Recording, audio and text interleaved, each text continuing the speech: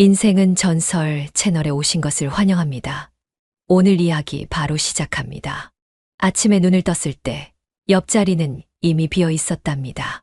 남편 민석은 요즘 정말 바빠졌고 저보다 먼저 집을 나서는 날이 많았어요. 거실 탁자 위에는 식지 않은 커피가 반쯤 남겨져 있었고 달그락거리며 멈춘 식기세척기의 알림음만이 조용한 집 안에 퍼지고 있었지요. 그 소리를 멍하니 들으며 손끝으로 테이블을 두드렸고 평소처럼 습관적으로 핸드폰을 켰을 때였어요. 화면 위로 올라온 배달의 알림 중 하나가 눈에 걸렸어요. 주부 우대, 시간 자유, 고수익 알바, 단기 오케이. 아무 생각 없이 스크롤을 내리다 손이 그 문구에서 멈췄던 거예요. 그때는 정말 그냥 그랬답니다. 단순한 호기심, 어쩌면 지루함. 민석은 제게 늘 말했어요. 집에 있으면 편하겠다. 나는 바빠서 숨 돌릴 시간도 없어. 그 말이 농담처럼 들릴 때도 있었지만 가끔은 뼈가 있더라고요. 정말 그럴까요? 편하다는 게 뭔지 저도 잘 모르겠더라고요. 하루에도 수십 번 시계만 쳐다보다가 침묵에 잠식되는 기분을 민석은 알까요? 일이 바빠서 그렇다고 요즘 회사가 돌아버릴 것 같다고 말하던 민석의 얼굴이 떠올랐어요. 그 말을 들은 저는 대답 대신 웃었고 멍하니 누워만 있던 어느 날이 떠올랐지요. 그 문구를 눌러 들어갔을 땐 솔직히 그냥 어떤 내용인지 알고 싶었던 거예요. 주소가 적힌 지도와 함께 단순한 메시지 창이 하나 떴어요. 초보 가능, 출근 전 상담 필요. 로 연락 주세요. 그 순간엔 제 손이 왜 그렇게 느리게 움직였는지 모르겠어요. 전화를 건 것도 아니고 문자를 보낸 것도 아니고 그저 화면을 멈춰놓고 몇 분을 더 바라만 봤거든요. 그리고 그 문구가 계속 떠 있었던 그날 저녁. 민석이 퇴근하며 물었어요. 오늘 뭐 했어? 저는 고개를 들지 못하고 조용히 말했답니다. 그냥 하루 종일 멍하게 있었어요. 그래도 좀 쉬니까 좋지? 민석은 웃으며 말했지만 그 말이 꽂혔어요.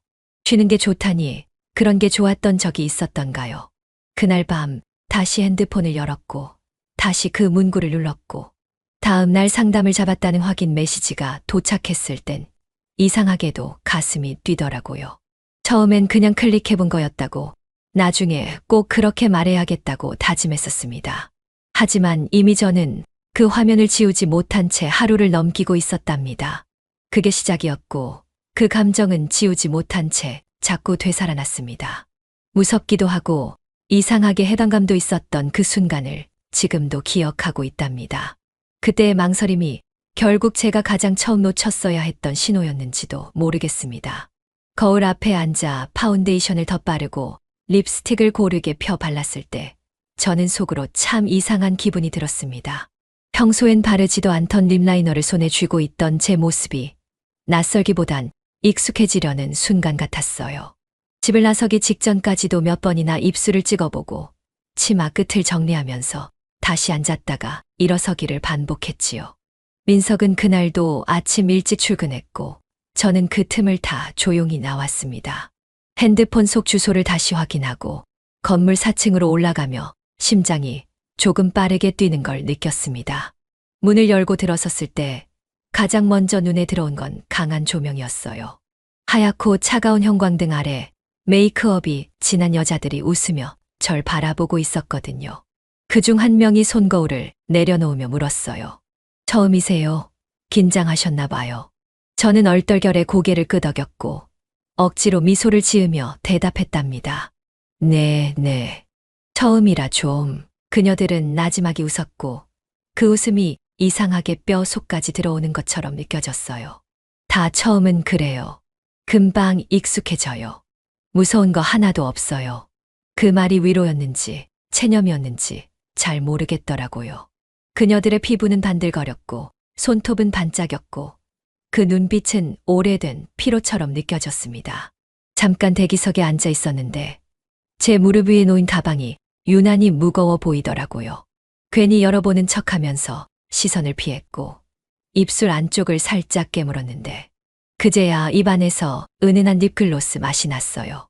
아무 말 없이 다리를 꼬고 앉아 있었고 발끝이 계속 바닥을 두드렸지요. 정말 그 순간 저는 내가 무슨 짓을 하려는 건지 스스로 묻고 있었어요. 잠시 후 작은 사무실 문이 열렸고 중년의 여자가 들어왔어요. 그녀는 짧은 안경을 끼고 있었고 검은 원피스를 입고 있었는데요. 제 옆에 다가와 앉더니 종이 몇 장을 책상 위에 펼쳐 보였답니다. 초보라고 들었어요. 괜찮을 거예요. 본명은 사용 안 해도 되고 시간대도 조율 가능해요. 그녀가 그렇게 말할 때 저는 고개를 끄덕이며 입술을 한 번 더 핥았고 손끝은 종이 끝자락을 만지작거리고 있었어요. 혹시 여기 위험하진 않나요? 제가 조심스럽게 물었을 때 그녀는 웃으며 대답했어요. 여기 위험했으면 내가 먼저 도망갔겠죠. 겁먹지 마세요. 전부들 그렇게 시작해요. 그 말을 들은 순간 참 이상하게도 어깨가 내려갔어요. 긴장이 풀린 건지 체념한 건지 모르겠지만 그때의 나는 조금 무너졌던 것 같아요. 이름 대신 사용할 별칭을 쓰는 칸이 있었고 손이 머뭇거리다가 날이라는 글자를 적었어요. 선아리는 제 친구 이름이었고 순간 떠올라 그냥 썼는데 나중엔 그 이름을 자꾸 저와 혼동하게 되더라고요. 계약서 마지막 장에 사인을 하고 고개를 들었을 때 거울에 비친 제 얼굴은 평소보다 화장이 진했지만 감정은 훨씬 옅었어요. 마치 그 순간부터 저는 어떤 연기를 시작하게 된 사람 같았고 그 연기는 생각보다 오래 깊게 지속될 것 같은 예감이 들었답니다. 그렇게 저는 나리로 첫 출근을 준비하게 되었고 아무도 모르게 제 이름 하나를 지웠던 날이었습니다. 처음부터 옷이 불편했답니다. 아무리 거울 앞에서 각을 맞춰 입고 앞섭을 고르고 스타킹을 다시 펴봐도 몸에 맞지 않는 옷처럼 어딘가 삐거덕거렸어요. 고개를 숙이고 허리를 굽혀 신발을 신을 때 치마 자락이 허벅지 위까지 말려 올라오는 걸 보며 잠시 주춤했는데요. 그 짧은 순간에도 돌아갈까? 란 생각이 지나갔지만 전화벨 소리와 함께 발은 다시 현관 앞으로 움직였지요. 그렇게 나는 첫 출근이란 단어에 갇힌 채 문을 열고 나왔습니다. 택시를 타고 이동하는 동안 손가락은 계속해서 무릎 위 가방끈을 만지작거렸어요. 왼손이 가방을 쥐면 오른손이 풀면 다시 쥐고 그 반복 속에서 머릿속은 텅 비어버린 느낌이었죠. 창밖을 지나치는 풍경은 아무것도 기억에 남지 않았고 기사님이 여기 맞으세요? 라고 물을 때까지 도착했는지도 몰랐어요. 엘리베이터를 기다리는 동안 발끝은 바닥을 두드리듯 떨렸고 건물 안으로 들어서는 그 몇 초간은 심장이 크게 뛰는 소리가 귀 안에서 웅웅 울리기까지 했답니다. 그날 제가 입고 있던 옷은 제 옷이 아닌 것 같았어요. 허리에 달라붙는 블라우스는 팔을 움직일 때마다 안쪽 살을 누르는 듯했고 화장은 내가 그린 게 맞나 싶을 만큼 진하게 발려 있었지요. 다른 방에서 먼저 근무 중이던 여자들이 저를 보며 웃었는데 그 웃음이 따뜻한 인사처럼 들리지 않고 어디선가 오래된 익숙함이 느껴져 더 무서웠어요. 처음이세요? 오늘은 그 방 쓰실 거예요. 커튼 뒤쪽에 립밤이랑 티슈 있어요. 그들이 그렇게 말했을 땐 저는 고개만 끄덕이며 어색한 미소를 지었지요. 방에 들어서자 어두운 커튼과 벽에 걸린 조명이 먼저 눈에 들어왔어요. 공간은 작았고 창은 없었으며 공기는 묘하게 무거웠습니다. 테이블 위에 놓인 핸드크림과 라이터, 미니 향수가 저를 낯설게 쳐다보는 기분이었어요. 커튼 뒤편에 앉아 대기하는 동안 손은 계속 무릎 위에서 서로를 문지르며 체온을 확인했고 눈은 문 쪽을 두세 번씩 확인했죠. 첫 손님이 들어오기까지의 몇 분은 시간이 아예 흐르지 않는 느낌이었어요. 그렇게 나는 그 방에 앉아 있었습니다. 날이라는 이름으로요. 문이 열리고 첫 발소리가 들렸을 땐 숨이 멎는 줄 알았어요. 남자는 말없이 의자에 앉았고 저는 억지로 입꼬리를 올리며 말했어요. 안녕하세요. 처음 뵙겠습니다. 그가 고개를 끄덕이며 제 옆으로 시선을 돌릴 때 저는 웃는 척했지만 손은 땀이 나서 미끄럽더라고요. 많이 떨리세요? 그가 물었고 저는 조금이요. 첫날이라서요. 라고 대답했는데요. 목소리가 너무 작아서 들리지 않았는지 그는 자세를 바꾸며 말을 이어갔어요. 첫날이면 기억에 남겠네요. 긴장하지 마세요. 그 말을 듣고 나서 저는 웃었지만 안쪽에서부터 뭔가 울컥 올라오는 걸 느꼈어요. 손이 무릎 위에서 살짝 떨리고 있었고 나는 고개를 돌려 조명을 바라보며 눈을 깜빡였죠. 왜 이러지? 마음을 다잡으려 했지만 손이 건드린 그의 무릎이 미세하게 흔들릴 때 안에서 무너지는 소리가 났던 것 같아요. 그는 조용히 제 손을 잡았고 나는 저항하지 못한 채 커튼 뒤쪽으로 이동했어요. 그 순간 제 안에 무엇도 멈추게 하지 못했어요. 손이 피부를 따라 움직이고 입김이 귓가에 닿았을 때 나는 눈을 감았고 숨을 들이마셨고 내내 생각했습니다. 지금 이걸 후회할까? 아니면 그냥 견딜까? 그의 숨결은 일정했고 내 심장은 반대로 점점 빨라졌어요. 온몸의 감각이 마치 분리되는 것 같았고 순간순간마다 내가 아닌 누군가를 연기하는 기분이었어요. 아, 그랬어요. 그때부터였어요. 나는 스스로를 진짜 날이라고 믿기 시작했는지도 모르겠어요. 일이 끝났을 때 나는 손가락 끝을 보며 조용히 속으로 말했어요. 이게 끝인가요? 하지만 아니었어요. 눈가는 젖어 있었고 거울 속 나는 웃고 있지 않았고 손에는 누군가 남긴 향이 묻어 있었고 허벅지 안쪽이 묘하게 욱신거리고 있었어요. 돌아가는 택시 안에서 나는 허리를 반쯤 구부리고 앉아 있었고 종아리를 비비며 감각을 지워내려 했지요. 그렇게 집으로 돌아왔고 씻지도 않은 채 침대에 누워 한참을 눈을 감지 못했습니다. 침묵은 너무 길었고 숨소리는 얕았고 죄책감과 현실감은 따로 놀았어요. 한참을 그렇게 있다가 핸드폰을 열었는데 문자가 와 있었어요. 오늘 수고했어요. 내일도 같은 시간 부탁드릴게요. 짧은 문장이었지만 그 안에 다시 돌아가야 한다는 명령이 담겨 있었지요. 그걸 보면서 저는 천천히 고개를 돌렸고 민석이 자고 있는 얼굴을 오래도록 바라봤습니다. 그가 내 옆에 있었지만 나는 전혀 다른 곳에 다녀온 사람처럼 그날을 온몸으로 기억하고 있었답니다. 그날의 옷, 그날의 손길, 그날의 입김. 다시 돌아가면 나는 또 똑같은 표정을 지어야 했고 또 누군가에게 처음이에요라고 말해야 할지도 몰랐습니다. 하지만 그 순간 제 안엔 이미 어떤 선이 무너져 있었고 돌아갈 길은 한참 전에 사라졌던 것 같습니다. 그날 저는 진짜로 처음을 잃은 날이었습니다. 오늘 야근이야. 그 말이 내 입에서 이렇게 매끄럽게 나올 줄은 저도 예상하지 못했습니다. 목소리는 단단했고 표정은 무덤덤했으며 손은 냉장고 문을 여는 척 자연스럽게 움직였지만 속으론 심장이 조이는 듯이 답답했고 입꼬리는 웃는 얼굴을 하면서도 안쪽 볼은 자꾸 씹히더라고요. 정말 이게 이렇게 쉬울 줄 몰랐어요. 사람 하나를 속인다는 게 이렇게 간단하고 동시에 이렇게 아플 수 있다는 걸요. 그날 제 눈동자는 마주칠 때마다 민석을 피했고 그는 아무렇지 않게 물컵을 들고 고개만 끄덕였답니다. 그래, 늦게 와도 괜찮아. 조심해서 다녀와. 그 말이 너무 순한 말투로 나와서 오히려 제가 더 무너지는 기분이 들었어요. 그 순간 저는 냉장고를 닫고 뒤돌았지만 눈물 한 방울이 겨우 고여 있다가 그대로 멈춰 있었고요. 마치 아무 일도 없었던 것처럼 식탁 위에서 컵을 정리하며 말했죠. 오늘 회의가 길어질지도 몰라. 전날부터 팀장님이 야근 얘기를 계속했거든. 그 말이 나올 때 나는 대체 어느 회사에 다니는 여자처럼 말하고 있는 걸까? 순간 머릿속이 하얘졌답니다. 민석은 의심하지 않았고 저는 그런 그의 무심함이 참 이상하게 편했어요. 한때는 날 걱정해 주던 그 눈빛이 이제는 고개만 끄덕이고 마는 걸 보며 이상하게 안심이 되기도 했어요. 정말 그랬어요. 남편이 더 이상 질문하지 않으니까 나는 더 잘 숨을 수 있었던 거예요. 그런 말 너무 잔인한가요? 아니요. 사실 저는 그 침묵이 고마웠어요. 그 침묵 덕분에 저는 조금 더 부드럽게 나쁜 선택을 반복할 수 있었거든요. 그날 이후로 야근이라는 단어는 제 삶에서 가장 안전한 단어가 되었고 그 말 한마디면 화장을 진하게 해도 향수를 더 뿌려도 조금 더 늦게 들어와도 아무 문제가 생기지 않았어요. 거짓말은 처음엔 덜컥거리며 굴러가는 바퀴 같았지만 반복되니 오히려 너무 매끄럽게 돌았고요. 제 자신이 두렵다기보단 이게 익숙해지는 나를 매번 구경하는 기분이 들었답니다. 익숙하다는 건 참 무서운 말이에요.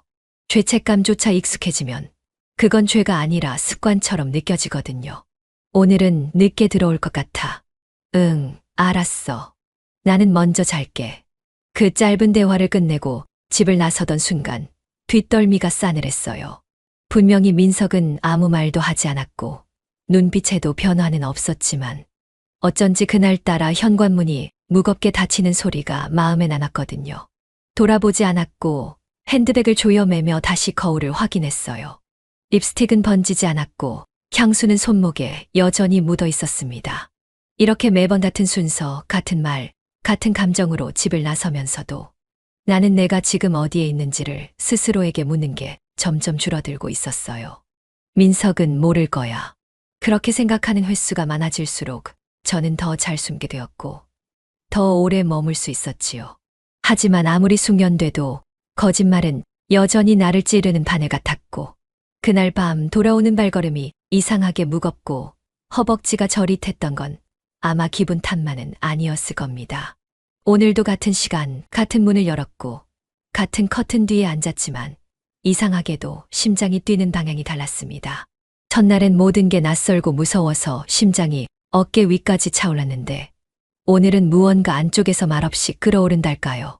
몸은 차분한데 입술 안쪽은 말라가고 손끝은 가만히 있는 척하면서 무릎 위에서 자꾸만 땀을 베었고요. 향수를 더 세게 뿌렸고 립스틱도 짙은 컬러로 바꿨고 머릿결은 그가 만질 수도 있다는 생각에 반드시 정돈했어요. 연기처럼만 하자. 아무 일 아니야. 그렇게 속삭이며 화장대 거울을 똑바로 바라보던 제 눈이 살짝 떨렸습니다. 문이 열렸고 그가 들어섰어요.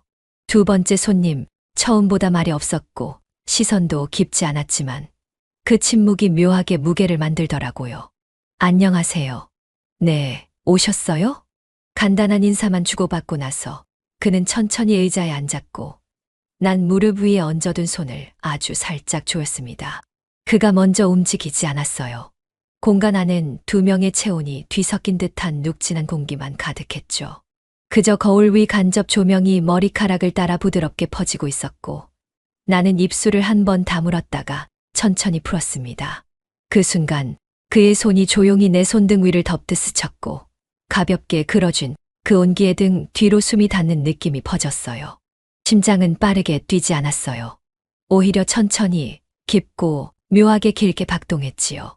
그는 말없이 내 옆으로 이동했고 나는 시선만 아래로 떨군 채 어깨를 아주 조금 뒤로 눕혔습니다. 셔츠 단추 위로 손끝이 스쳤고 셔츠 깃이 목 아래로 당겨질 때 나는 팔을 들지도 밀치지도 않았어요. 지퍼가 뒤로 툭 하고 떨어졌고 어깨끈이 흘러내리듯 내려올 땐 손가락 하나가 제 팔꿈치를 스치며 길을 만들었죠. 숨이 들이켜졌다가 멈추는 그 찰나 나는 눈을 감았다가 다시 떴고 눈동자에는 안개 낀 듯한 기운이 맴돌았어요. 손이 갈비뼈 아래까지 내려왔고 그는 여전히 아무 말도 하지 않았지만 그 무언의 동의가 방 안을 가득 채웠답니다. 그 순간 저는 스스로를 위해서 내려다보는 기분이었어요.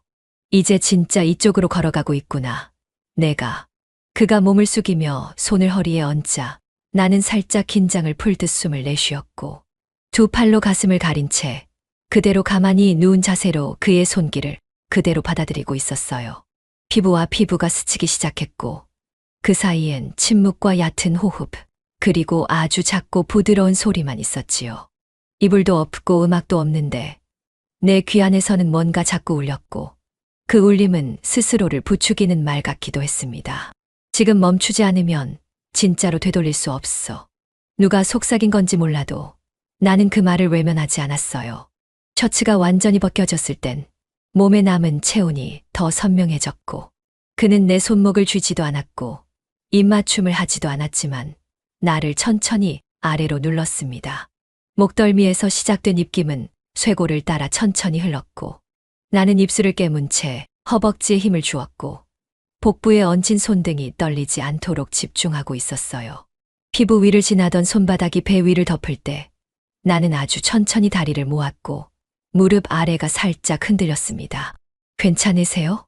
그가 숨을 고르며 조용히 물었고 나는 눈을 감은 채 고개만 아주 작게 끄덕였어요. 네, 괜찮아요. 오늘은 덜 떨려요. 그 말이 입에서 떨어진 순간 더는 저항도 망설임도 남아있지 않았지요. 어느 순간부터 제 표정은 굳지 않았고 손도 더는 식지 않았고 눈동자도 흐리지 않았습니다. 침대에 몸을 완전히 눕힌 건 처음이었고 등을 대고 바라본 천장은 생각보다 하얗더라고요. 하얀 천장과 하얀 조명 아래서 내 피부가 그대로 드러나 있었고, 그는 천천히 제 옆에 다가와 무릎을 꿇고 앉았고, 한 손으로 내 허리를 감쌌습니다. 입맞춤은 여전히 없었어요. 하지만 두 사람이 가진 체온은 이미 겹쳐졌고, 그 위에 더할 말이 없었답니다. 그날 저는 처음보다 더 깊은 선을, 더 적은 망설임으로 넘어갔습니다. 그리고 처음으로 한 번도 돌아보지 않았습니다. 또한처럼 다녀온 뒤였고, 오늘도 민석은 거실 소파에 몸을 깊숙이 파묻고 있었습니다. 식탁 위에 남은 반찬들이 차갑게 식어 있었고, 전자레인지 안에는 데워지지 않은 국그릇이 고요히 놓여 있었지요. 현관문을 닫을 때 신발을 벗으며 시선이 먼저 민석을 향했지만, 그는 눈을 감고 있거나 감은 척하고 있었고요. 나는 아무 말 없이 거실을 지나쳐 주방으로 향했고, 손끝은 한참이나 수도꼭지를 틀지 않은 채 조용히 싱크대를 잡고 있었습니다. 물론 민석이 먼저 입을 열었어요. 당신 요즘 고생 많지? 그 말에 나는 대답하지 않았습니다. 고개만 조용히 끄덕였고 일부러 물을 트는 신용을 하며 그 소리에 감정을 묻었습니다. 그가 피곤해서 내 눈치를 살피는 건지 아니면 정말 나를 걱정하는 건지조차 구분할 수 없었고, 그 순간 내 몸에는 여전히 그 사람의 체온이 희미하게 남아 있었거든요. 속옷 안쪽에 스며든 향이 미처 빠지지 않은 채로 그대로 감돌고 있었고, 나는 그걸 민석이 맞지 않기만을 바라고 있었어요. 욕실로 들어가 옷을 벗었고 브라를 벗자 그 사람의 손길이 다시 떠올랐어요. 살짝 눌린 자국이 그대로 남아 있었고, 팬티를 내릴 땐 무릎 근처까지 내려오지 않게 조심히 접어 세탁기 안에 던졌지요. 샤워기 물줄기가 등을 타고 흘러내렸지만 아무리 뜨거운 물을 틀어도 목덜미에 남은 숨결은 지워지지 않았습니다. 나는 손바닥으로 목을 문지르듯 감싸며 몇 번이고 물을 끼얹었고, 그 와중에도 민석은 여전히 거실 어딘가에 앉아 나를 믿고 있는 얼굴을 하고 있을까봐 무서웠습니다. 샤워를 마치고 나온 후 나는 드라이기로 머리를 말리며 거울을 봤고, 거울 속 내 눈빛은 점점 무뎌지는 것처럼 보였어요. 웃지도 않았고 울지도 않았고 그저 무표정한 얼굴로 바람에 머리카락을 날리고 있었고, 귀 뒤로 넘긴 머리카락 사이로 귓불 아래가 빨갛게 달아 있었는데, 그게 민석 때문인지 아니면 아까 다녀온 그 방 때문인지는 잘 모르겠더라고요. 침대에 누우니 민석이 몸을 돌려 말없이 팔을 벌렸고, 나는 그대로 그의 품에 안긴 척했습니다.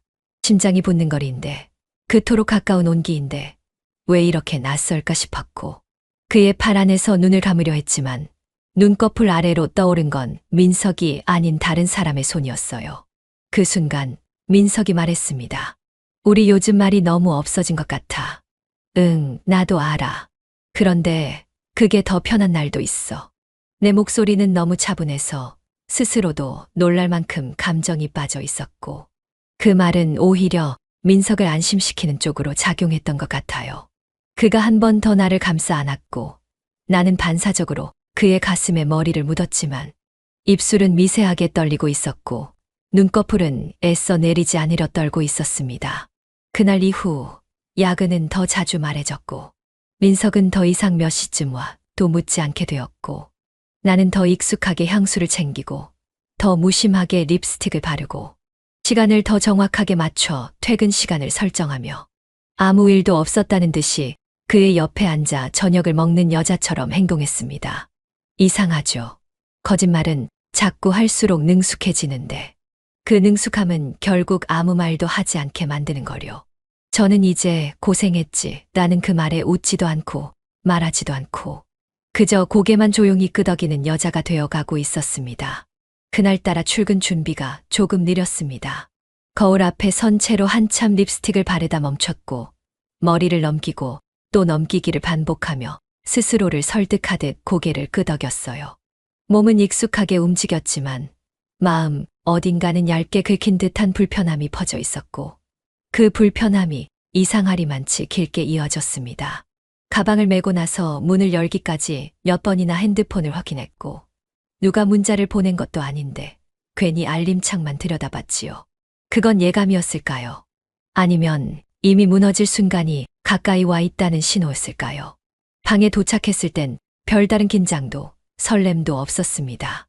그냥 오늘도 똑같은 하루, 똑같은 손님, 똑같은 행동. 소파에 앉아 다리를 모으고 향수를 손목에 한 번 더 뿌리고 커튼 너머 복도에서 들려오는 발소리를 들으며 시간을 기다렸지요. 벨 소리가 울릴 때 저는 아무 생각 없이 문을 열었고 그 순간 그토록 차갑게 멈춰버릴 줄은 몰랐습니다.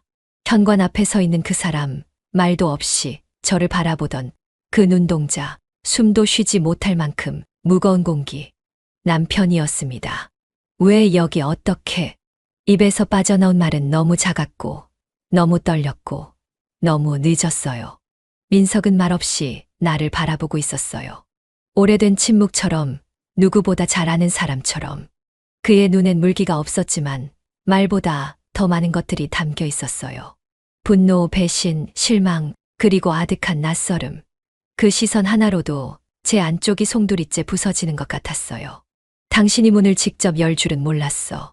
그의 목소리는 낮았고 단호했으며 마치 날 시험하듯 차분했지만 끝이 뚝 끊긴 말이었어요.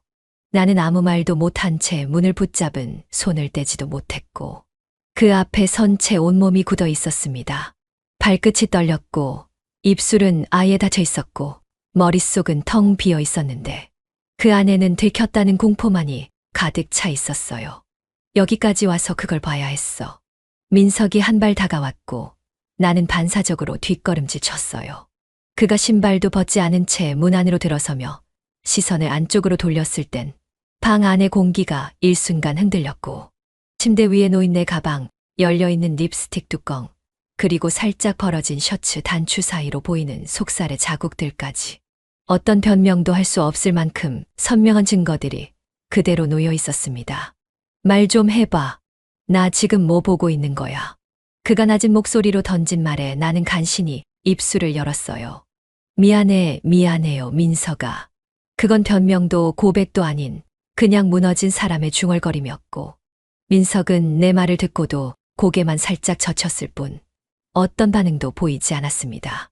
한참을 그렇게 침묵하던 그는 다가와 내 어깨를 세게 붙잡았고 그때서야 나는 두 눈을 질끈 감고 고개를 숙였어요. 이게 몇 번째야? 그 말에 대답할 수 없었습니다. 숫자로 세고 싶지 않았고 세지도 못할 만큼 무너져 있었으니까요. 나는 눈물도 흐르지 않는 눈으로 고개를 흔들며 그저 숨만 내쉬고 있었어요. 그 순간 발치에 떨어진 속옷 위로 민석의 시선이 내려갔고 그는 아무 말 없이 그것을 발로 밀었습니다. 다 가져. 다 치우고 다시는 집에 오지 마. 그 말은 명령이었고 판결이었고 선언이었어요. 그가 뒷걸음치며 문을 닫았을 때 손잡이가 딸칵 소리를 내며 잠긴 소리조차 너무 또렷해서 나는 그 앞에서 그대로 주저앉고 말았어요. 무릎을 안고 엉엉 울지도 못한 채 가슴만 벌렁거리고 손등으로 입을 텨막으며 숨을 쉬지 못했지요. 그날 그 방엔 손님도 없었고 나는 옷을 벗지도 않았지만 그 어떤 날보다 더 깊이 더 끔찍하게 망가졌던 날이었습니다. 무릎이 떨렸고 가슴이 조였고 숨은 깊게 쉬지도 못했습니다. 문이 닫힌 뒤에도 한참 동안 그 자리에서 움직이지 못했고 결국 두 손을 짚고 바닥에 주저앉았어요. 발끝에서부터 올라오는 냉기와 함께 그 순간 민석의 눈빛이 계속 맴돌았고 아무 말 없이 날 내려보던 표정이 자꾸 떠올랐습니다. 감정이 한 번에 터지진 않았어요. 무너지는 건 늘 조용하게 그리고 천천히 시작되니까요.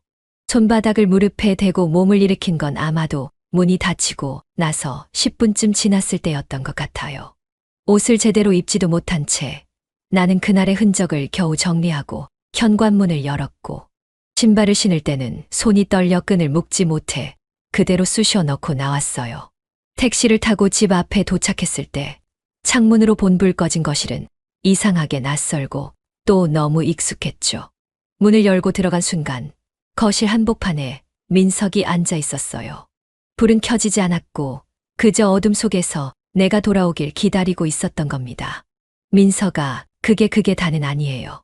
입술이 마르면서 나오는 목소리는 뚝뚝 끊겼고 내 말은 스스로도 설득하지 못할 만큼 공허했어요. 민석은 고개를 들지도 않았고 눈도 마주치지 않았고 아무런 말도 하지 않았어요. 그 침묵이 더 무서웠고 그 어둠이 더 죄스러웠고 나는 결국 거실 중앙에 무릎을 꿇고 두 손을 모은 채 울음을 삼키며 말했어요. 나도 이렇게 될 줄 몰랐어. 나도 그냥 조금씩 무너진 거야. 아무도 몰랐고 아무도 안 물었으니까. 그 순간 민석이 나를 바라봤어요. 눈빛은 차갑지도 뜨겁지도 않았고 그저 낯설었어요. 마치 내가 아닌 사람을 보고 있는 것처럼, 마치 처음 보는 사람을 대하듯 말했지요. 그게 이유야. 그게 널 변명해 줄 수 있어. 나는 고개를 끄덕이지도 부정하지도 못했어요. 눈물이 주르륵 흐르고 있었지만 그 눈물조차 민석에게 어떤 의미도 주지 못한다는 걸 나는 이미 알고 있었던 거예요. 나는 당신이 지쳐 있는 줄은 알았는데 이렇게까지 멀리 가 있는 줄은 몰랐어요. 그 말에 나는 처음으로 두 손으로 얼굴을 가렸고 그 안에서 터져나오는 울음을 억누르려 입술을 깨물었어요. 방 안의 공기마저 눅눅하게 가라앉아 있었고 시간은 이상할 정도로 천천히 흘렀고 두 사람 사이의 거리보다 대화의 무게가 훨씬 멀었습니다. 민석은 잠시 날 바라보더니 조용히 일어났고 안방으로 향했어요. 그가 방문을 닫는 순간 나는 조용히 머리를 숙인 채 바닥에 두 손을 댔습니다. 이건 사과도 아니고 용서를 구하는 제스처도 아니었고 그냥 스스로를 더 낮추고 싶어졌기 때문이었어요. 말로 다 못한 밤이었어요. 진심이 늦게 도착한 사람처럼 감정이 제때 말을 찾지 못한 밤이었어요. 그 밤은 어떤 고백도, 어떤 눈물도, 어떤 말도 닿지 않는 곳까지 떨어져 있었고 나는 그 어둠 속에서 무릎을 꿇은 채 자신이 저지른 모든 것의 무게를 처음으로 받아내고 있었답니다. 처음엔 돈 때문이었습니다. 생활비는 늘 빠듯했고 집안은 정적만 가득했으며 누구에게도 도움을 청할 수 없다는 게 자존심을 짓눌렀어요. 그렇게 선택한 일이었어요. 아주 조심스럽게 아주 천천히 나 자신을 밀어낸 끝에서 손을 내민 곳이었거든요. 그런데 어느 순간부터 그 방에서 누군가에게 바라보이고 있다는 사실이 묘하게 위로가 되기 시작했습니다. 돈이 목적이 아니라 감정을 느끼고 있다는 사실이 나를 덜 외롭게 만들었어요. 나는 그 말을 민석에게 끝내 하지 못했어요. 그날 이후 민석은 나를 제대로 마주 본 적이 없었고 그의 눈은 점점 나를 지나쳐가기만 했습니다. 왜 아무 말도 안 해? 왜 내 눈을 피하는 거야? 나는 그저 속으로 중얼거렸고 끝내 물을 수 없었어요. 그저 그 한마디. 당신은 왜 나를 안아주지 않았나요?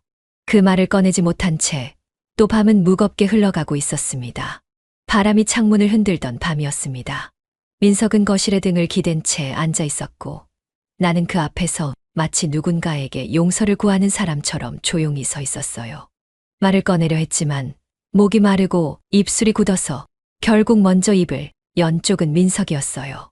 넌 나보다 외로움이 먼저였구나. 그 말은 짧았고 너무 차분했으며 그래서 더 아프게 가슴을 찔렀습니다. 나는 그 말을 듣고도 아무런 대꾸를 하지 못했어요.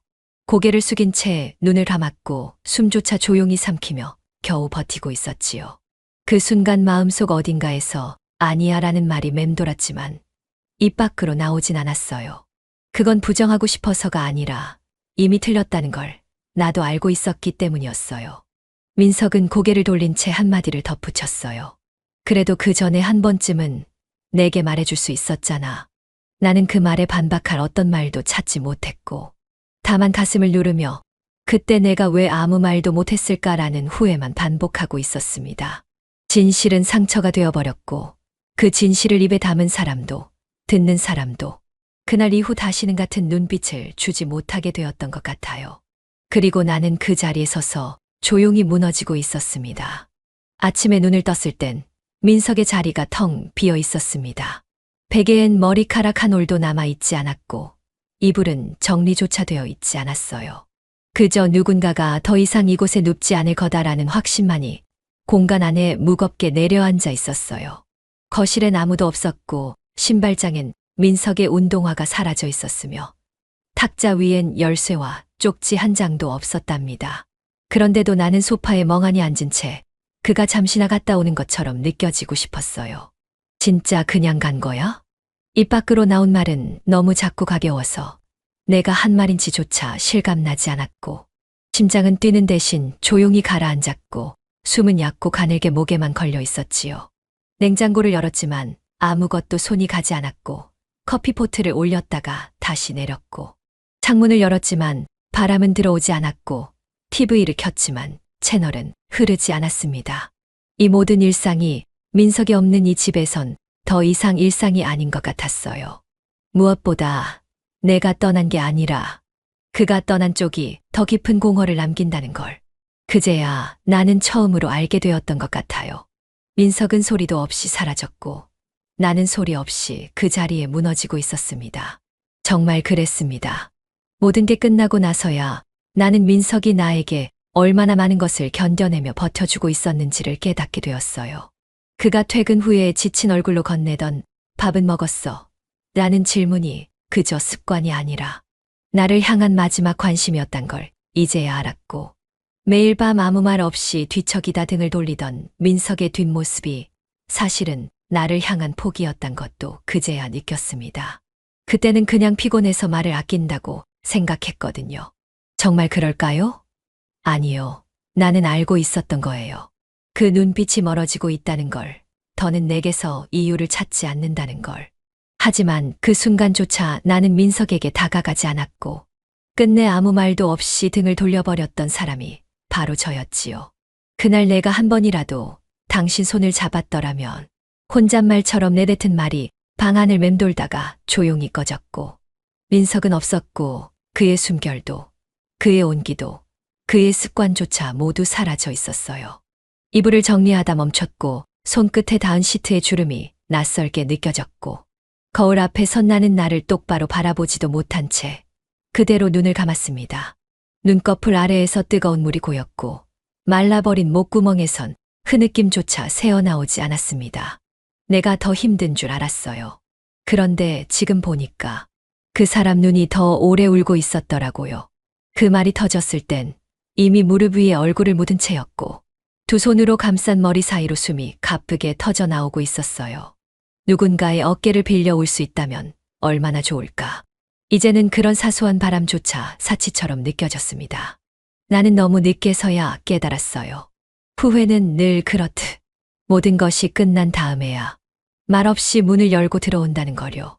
그날 나는 민석에게 마지막으로 말조차 걸지 못했고 그는 아무 말 없이 그 문을 닫고 나갔으며 그 순간 내 안의 모든 것이 천천히 그러나 확실하게 무너지고 있었습니다.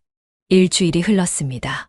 아무도 다녀가지 않았고 초인종도 울리지 않았고 문 앞엔 택배 상자 하나 없이 조용했어요. 민석은 떠났고 나는 남겨졌고 그 뒤로 이 집 안의 공기는 시계 소리조차 크게 울릴 만큼 적막했지요. 하루에도 몇 번씩 폰을 들여다보다가 알림 하나 없는 화면을 보고 다시 내려놓았고 그렇게 멍하니 벽만 바라보다가 어깨를 감싼 채 잠이 드는 날이 반복되고 있었습니다. 그날도 같은 저녁이었어요. 햇살이 주방창의 마지막 흔적을 비추고 전기 주전자가 끓는 소리를 내고 있었고 나는 익숙한 동작으로 찻잔을 꺼내려다 손이 멈췄습니다. 서랍 깊숙이 넣어뒀던 작은 MP3가 손끝에 걸렸고 그 순간 망설이지 않고 버튼을 눌러봤어요. 민석이 남긴 마지막 녹음, 우리 둘만 쓰던 비밀 앱 안에 숨겨져 있었던 그 사람의 목소리였습니다. 이 녹음은 내가 혹시라도 들을 일이 있다면 하는 마음에 남겨. 목소리는 평소보다 조금 더 낮고 느렸고 침착했지만 어딘가 떨림이 있었어요. 나는 찻잔을 내려놓고 두 손으로 기기를 감싸며 숨소리 하나 놓치지 않으려 귀를 가까이 대었습니다. 사실 오래전부터 알고 있었어. 너의 표정이 웃고 있지 않았다는 걸.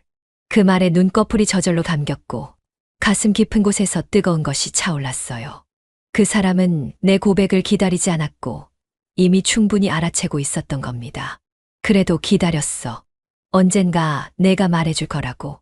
근데 결국 아무 말도 안 했더라. 그 한마디가 가슴을 찢는 듯 했어요. 나는 숨도 제대로 쉬지 못한 채 MP3를 꼭 쥐고 울지도 못하고 앉아 있었어요. 소리는 점점 작아졌고 마지막으로 남은 건 아주 짧은 한 문장이었죠. 그럼에도 불구하고 난 널 정말 사랑했어. 그 말이 끝났을 땐 방 안에선 주전자 소리만 남아 있었고 나는 두 손으로 입을 가린 채 그 자리에 엎드려 울었습니다. 그가 남긴 건 화도 아니고 원망도 아니었고 그저 목소리 하나였는데 그 목소리 하나가 나를 완전히 무너뜨렸어요. 그리고 그날 나는 처음으로 알았어요. 진짜 용서는 말로 하는 게 아니라 침묵으로 남긴 마음이라는 걸요. 민석의 목소리는 멈췄고 내 마음은 그 자리에 오래도록 머물러 있었습니다. 모든 것이 멈춘 것처럼 조용한 오후였습니다. 식탁 위엔 마시다만 커피가 식어 있었고 거실 창문 틈으로 들어오는 햇살만이 흐르듯 내리고 있었어요. 나는 소파에 앉아 있었고 무릎 위엔 민석이 남기고 간 작은 노트 하나가 놓여 있었어요. 페이지마다 수줍은 글씨로 적힌 것들 위에 식사 시간, 그의 출근 준비, 심지어 내가 가끔 싫어하던 그 사람의 구두 소리까지 모두 그 속에 고요히 담겨 있었지요. 그 사람은 나를 사랑했어요. 어쩌면 내가 알아차리기 훨씬 전부터 말로 다하지 못할 방식으로 사랑해왔던 걸지도 몰라요. 침묵으로, 기다림으로, 포기로, 그리고 끝내는 떠남으로까지. 나는 그걸 너무 늦게 깨달았고 그가 사라진 뒤에서야 하나하나 주워가며 후회의 그림자를 삼키고 있었어요. 그리움은 시간이 흐른다고 줄어들지 않더라고요.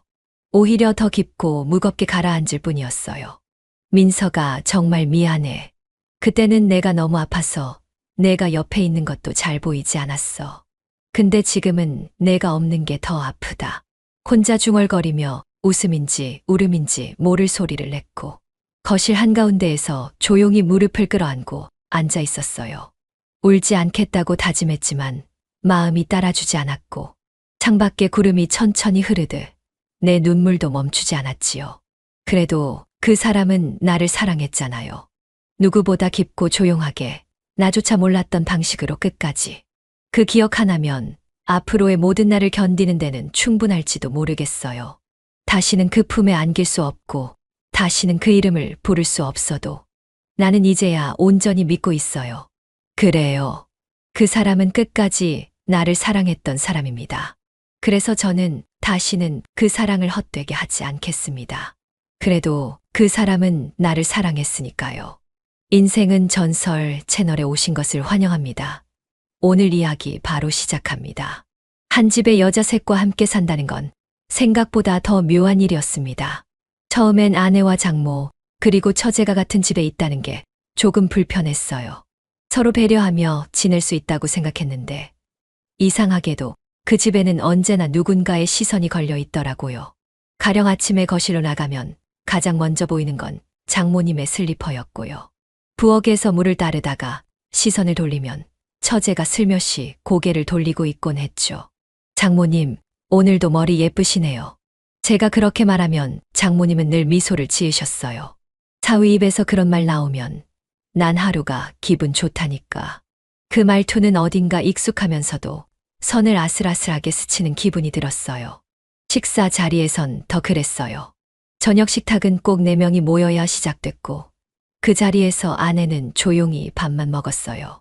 장모는 반찬을 자꾸 제 앞에 놓았고 처제는 말을 거의 안 하면서도 제 젓가락이 멈출 때마다 힐끔힐끔 쳐다봤죠. 그날은 유난히 테이블 밑이 더웠어요.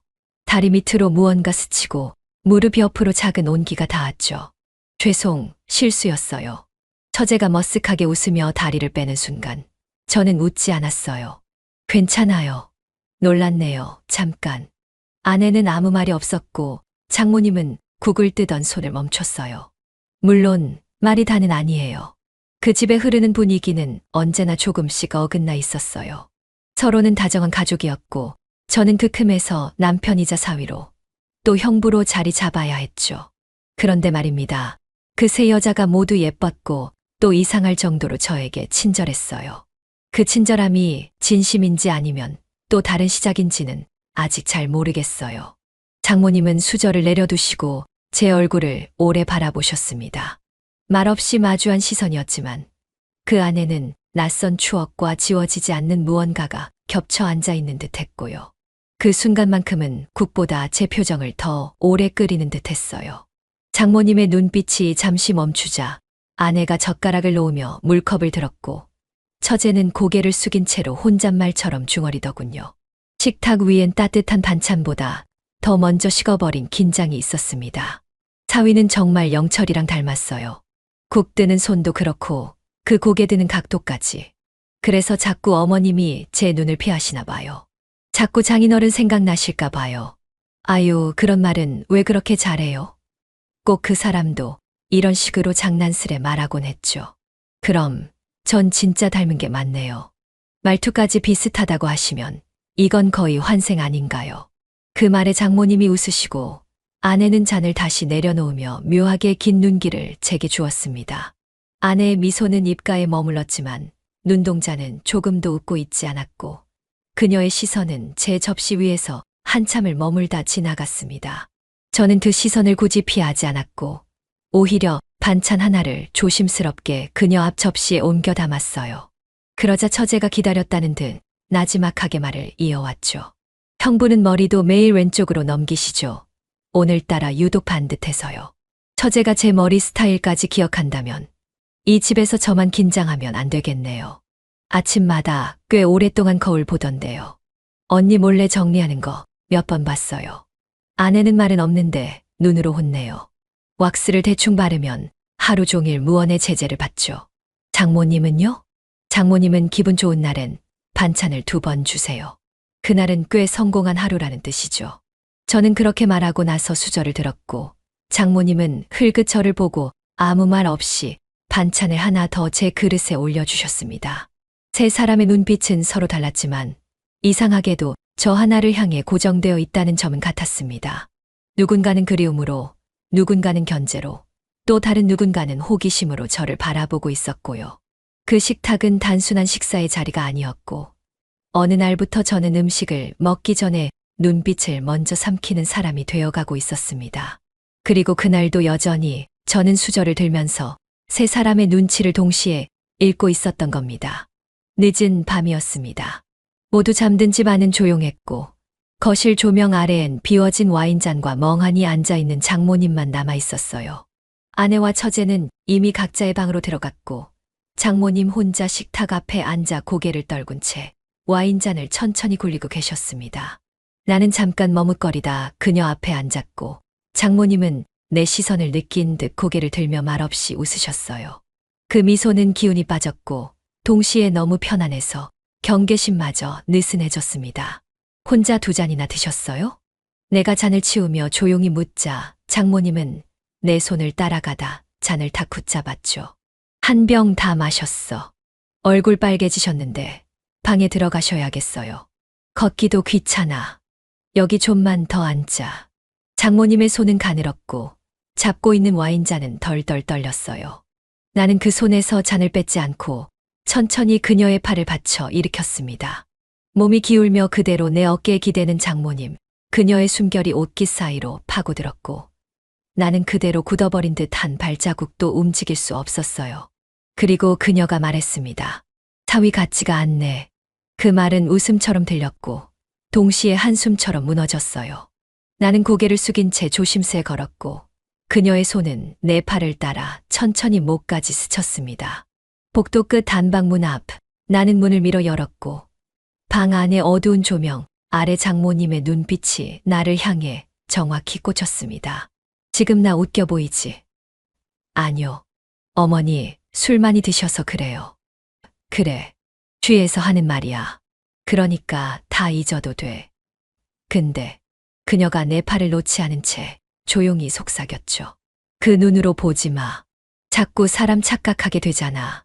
그 말이 끝나기도 전에 그녀의 시선이 내 입술에 머물렀어요. 나는 그 시선을 피하지 않았고 이상하게도 몸이 먼저 반응했어요. 그녀가 문턱에 걸려 중심을 잃자 나는 반사적으로 그녀의 허리를 잡았고 둘 사이의 거리가 너무 가까웠습니다. 미안. 그녀가 내 가슴에 이마를 기댔고 나는 그 상태로 한참을 서 있었어요. 손은 허리에서 등으로 거기서 다시 목덜미 근처까지 올라갔고 그녀는 아무 말 없이 눈을 감았습니다. 그리고 장모님의 손이 내 손등을 천천히 덮었습니다. 단순한 접촉이라고 넘기기엔 그 움직임엔 감춰지지 않는 의도가 배어 있었고요. 그녀의 손가락 끝이 내 손을 따라 움직이다가 한참을 머물더니 가늘게 떨리는 숨결과 함께 말이 이어졌습니다. 사위 손이 따뜻하네. 나는 얼어붙은 듯 그 손을 거두지 못했고 그녀의 손끝이 손목까지 흘러내리며 솜의 끝을 가볍게 쥐고 있었어요. 그 한 손가락만으로도 온몸이 긴장됐고 우리 사이의 거리는 이제 누군가 한 걸음만 움직이면 완전히 무너질 거리였죠. 그녀가 내 가슴께에 이마를 기댔고 나는 자연스레 장모님의 등을 감싸 안았습니다. 입김이 턱 밑을 간지럽고 손가락은 내 셔츠를 스치듯 쥐었다 놓았습니다. 그 순간 입술은 닿지 않았지만 숨과 숨이 섞이는 거리에서 우리는 더 이상 가족이 아니었습니다. 아침이 밝았다. 부엌에서는 장모님이 된장국을 끓이고 계셨고 냄비에서 피어오르는 김이 부엌창에 서리처럼 내려앉고 있었어요. 나는 평소보다 조금 이른 시간에 일어났지만 전혀 피곤하지 않았어요. 오히려 어젯밤 내가 한 일을 떠올리지 않기 위해 침대에 오래 눕지 않으려고 애썼던 것 같아요. 일찍 일어났네, 사위. 장모님이 먼저 말을 걸어오셨어요. 나는 흠칫 놀랐지만 아무렇지 않은 척 고개를 돌렸어요. 네. 어제 일찍 잠들었나 봐요. 장모님은 조용히 고개를 끄덕였고 큰 숟가락으로 된장국을 한 번 저으며 다시 말했어요. 된장이 아주 잘 익었어. 내가 만든 건데도 맛있더라니까. 그 목소리엔 어젯밤의 흔적 같은 건 전혀 남아있지 않았어요. 그녀는 여전히 내 장모였고 나는 여전히 그 집의 사위처럼 행동해야 했어요. 하지만 내 눈에는 부엌의 움직임 하나하나가 전부 이상하게 느껴졌어요. 뒷모습조차 낯설게 보였고 손목에 감긴 고무장갑이 숨 막힐 듯 조여오기도 했어요. 마치 내가 그걸 잡아챌까봐 둘은 족쇄처럼요. 그때 안방에서 방문 열리는 소리가 들렸고 아내가 슬리퍼를 질질 끌며 부엌으로 들어왔어요. 벌써 일어났어. 응. 그냥 눈이 떠지더라. 요즘 피곤한 거 아니야? 어제도 조용하던데. 나는 아내의 목소리에서 미묘한 긴장감을 느꼈어요. 하지만 동시에 그녀의 얼굴은 지나치게 환하게 웃고 있었어요. 한 손엔 핸드폰, 다른 손으론 내 어깨를 가볍게 툭툭 쳤어요. 여보, 오늘은 출근 안 해? 점심쯤 나가도 돼. 오전엔 재택. 다행이다. 오늘 나 점심에 뭐 먹고 싶은지 생각해놨어. 뭔데? 당신이 좋아하는 낙지볶음. 그녀는 나를 보며 윙크까지 했고 나는 억지로 웃으며 고개를 끄덕였습니다. 그 순간 나는 마음속에서 끓어오르던 죄책감을 전혀 느끼지 않고 있다는 걸 자각했어요. 오히려 이런 일상이 반복될수록 이 집안의 어긋난 균형 속에서 내가 중심이 되고 있다는 착각이 들 정도였어요. 장모님은 아무 말 없이 다시 국을 저었고 그릇을 식탁 위에 가지런히 놓기 시작했어요. 숟가락을 건네받으면서 나는 장모님의 손끝을 흘끗 바라봤어요. 어젯밤 그 손이 내 어깨를 어떻게 더듬었는지 그 감촉이 피부에 여전히 남아있는 듯 했습니다.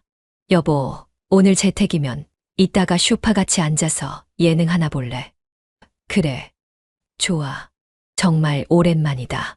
요즘 당신이랑 대화할 시간이 없었잖아. 미안해. 내가 좀 정신이 없었나 봐. 미안하단 말 하지 마. 그냥 오늘만 나랑 눈 마주쳐줘. 나는 그녀의 그 말에 잠시 숨이 멎는 기분이 들었어요. 그녀는 아무것도 모르고 있었고 나는 그런 그녀에게 아무 말도 해줄 수 없었어요. 차라리 화를 내거나 의심해줬다면 이 무력한 죄책감이라도 느낄 수 있었을 텐데 지금은 그냥 조용한 연극을 하고 있는 기분이었죠. 장모님은 그런 우리 둘을 번갈아 보며 오늘은 진짜 가족 같다는 말까지 덧붙이셨고 나는 그 말에 다시 국을 떠먹는 척했지만 속은 메스꺼웠고 입맛은 전혀 돌지 않았어요. 아내는 내 무릎 위에 손을 얹은 채 지금처럼만 살아가자고 말했습니다. 하지만 나는 알고 있었어요. 지금처럼이라는 게 가장 위태로운 형태라는 거요. 식탁 아래에서 장모님의 발이 내 정강이 옆을 스치고 지나갔을 때 나는 놀라지도 않았어요. 그저 조용히 물컵을 들어 입을 적시고 다시 국을 떠먹는 척했어요. 아내는 환하게 웃었고 장모는 아무 말도 하지 않았고 나만 가만히 앉아 있었어요. 내가 지금 이 가족을 연기하고 있다는 걸 아무도 모르는 얼굴들이었어요. 어쩌면 그 중에서 나 자신만이 가장 연기를 잘하고 있는지도 몰랐어요. 지금 이 식탁 위엔 국과 반찬 그리고 각자의 연기가 올려져 있었고 그 위에서 나는 더는 죄책감을 느끼지 않았습니다. 현관에 불을 끄고 나자 복도는 숨을 줄인 듯 고요했습니다. 저는 조심스럽게 발끝으로 걸으며 복도 끝 처제 방 앞에 멈춰 섰어요. 문 너머로는 이어폰에서 흘러나오는 듯한 희미한 음악 소리가 들렸고 그 안에서 그녀가 혼자 누워있을 장면이 선명히 그려졌지요. 방 안 공기가 스치듯 새어나왔고 저는 문 앞에서 손을 들었다가 내렸다가 몇 번을 망설였어요. 결국 저는 천천히 손등으로 문을 두드렸습니다. 안에서는 인기척이 났고 침대에서 몸을 일으키는 소리가 들려왔습니다. 조심스럽게 슬리퍼를 끄는 소리, 문으로 다가오는 발걸음, 소리 하나하나가 그날의 흐름을 예고하는 것 같았어요. 문이 아주 살짝 천천히 열렸고 그 틈 사이로 놀란 눈이 제 모습을 확인하듯 떠올랐지요. 처제는 이어폰 줄을 손에 감은 채 저를 마주했어요. 저는 익숙한 척 작게 웃으며 고개를 끄덕였습니다. 형부, 이 시간에 무슨 일이세요? 언니 자고 있어서 그냥 너랑 잠깐 얘기 좀 할까 해서. 그녀는 말없이 문을 더 열었고 저는 그 사이로 천천히 방 안으로 들어섰습니다. 방 안은 무채색의 조명 속에 적막했고 묘하게도 익숙하면서도 낯선 냄새가 코끝에 맴돌았어요.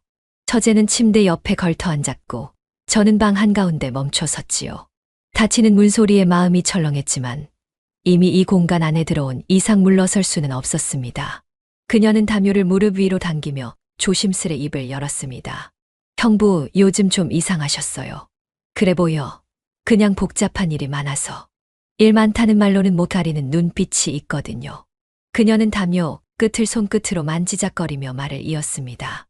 작은 움직임이었지만 그 안에서 떨리는 긴장이 고스란히 느껴졌어요. 서로 말하지 않아도 알 수 있는 흐름이라는 게 있다면 지금이 그 순간이었지요. 저는 시선을 피하지 않고 조용히 그녀를 바라보았습니다. 서로의 거리가 너무 가까웠습니다. 그날 식탁 밑에서 제 무릎에 손 닿았잖아요. 알고 있었구나. 네. 근데 형부는 모른 척 하셨죠. 그래서 나도 모른 척 했어요. 그녀는 고개를 끄덕이며 웃었습니다. 그 미소는 가볍지 않았고 묘하게 단단한 결심처럼 느껴졌어요. 말은 웃고 있었지만 눈은 조용히 떨리고 있었지요. 저는 침묵을 견디지 못하고 입술을 다물며 고개를 떨궜습니다. 그 순간 처제가 다시 말했습니다. 형부는 지금 왜 여기 오신 거예요? 솔직히 말하면 그냥 너 얼굴이 자꾸 생각나서. 그 말 되게 위험한 거 아세요? 알아. 근데 더 이상 모른 척 못 하겠더라고. 저는 그렇게 말하며 다가갔고 그녀는 뒷걸음질하지 않았습니다. 손끝이 마주치기 직전의 거리에서 멈췄고 방 안은 숨소리조차 크게 들릴 정도로 조용했어요. 처제는 담요를 매만지던 손을 내려놓고 천천히 입을 열었습니다. 입가에 애써 감춘 떨림이 있었지만 그 안엔 감춰진 기대도 느껴졌지요. 그녀는 아주 낮은 목소리로 말했습니다. 저도 기다렸던 것 같아요. 이 순간을. 그 고백은 벼락처럼 내려앉았고 저는 아무 대답도 하지 못한 채 그녀를 바라봤습니다. 처제는 몸을 살짝 기울여 제 앞에 더 가까이 다가왔고 저는 움직이지 않았어요. 그 거리엔 어떠한 저항도 남지 않았고 그저 예감된 감정만이 차올랐지요. 입술이 말을 찾지 못하는 대신 시선이 먼저 다가섰습니다. 그 순간 그녀의 손이 제 손등 위에 조용히 내려앉았습니다. 언니는 모를 거예요. 지금도 자고 있으니까. 그래. 나도 오늘만큼은 이 순간을 모른 척하고 싶어. 그럼 형부도 아니 오빠도 괜찮다는 거죠. 지금 이건 옳고 그름을 따질 수 있는 일이 아니야. 맞아요. 그냥 이렇게 흘러가는 거죠. 그녀는 그렇게 말하고는 제 손을 꼭 잡았습니다. 그 손끝은 떨리고 있었지만 다시는 놓치지 않겠다는 듯 단단히 맞물렸지요.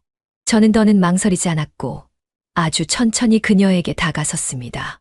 서로의 그림자가 하나로 포개졌고 짧은 숨소리 사이로 긴장된 입맞춤이 밀려들었습니다. 그 밤 우리는 말 대신 온기로 서로를 확인했습니다.